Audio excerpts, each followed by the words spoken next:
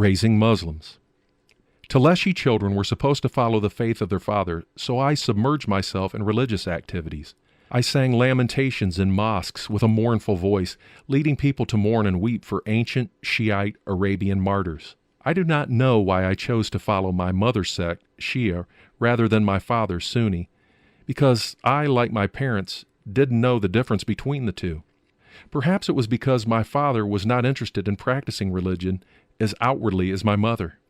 I suppose I was drawn by my mother's religiosity and less interested in my father's indifference to religion.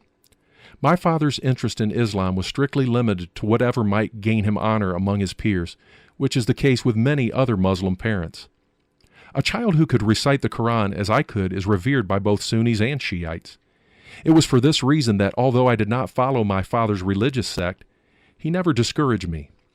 It was very much to his advantage to be the father of the most religious child in our village. Taleshi parents are not all devout Muslims, but are enslaved by doctrines causing them to desire religious children. Muslims have been taught that all righteous and unrighteous Muslims will be gathered around hell first, and if their good deeds outweigh their bad deeds, they are taken to paradise by Allah. Muslims consider that Allah looks favorably upon prayers for the dead. The deceased person for whom prayers in the Quran are recited finds favor in Allah's sight and may gain entry to the bliss of paradise. My parents encouraged this philosophy from the time that I could read and recite the Quran in Arabic. This created a deep desire in me for religious matters, even though I did not understand Arabic. My ability to memorize the Quran and recite it in religious gatherings made me famous at a young age. I was strongly attached to the mosques in the area. People revered my religious zeal. Islam, I was aware, aimed to first rid the world of all other religions, but I did not know how this would happen. Our religious exercises at that time were a bit different from what is now practiced under the rule of the Islamic Republic of Iran. We were Muslims by name, but Zoroastrians, the religion of Persia before Islam, in practice. We were not conscious of the fact, however. Zoroastrianism does not believe in imposing religion on others and does not believe in evangelism. A Zoroastrian believes that an individual will find his way to Zoroastrianism by building his life on good thoughts, words, and deeds, and especially through doing good deeds for others. It is like all other man-made religions based on works rather than on the wonderful, unmerited grace given by Jesus Christ.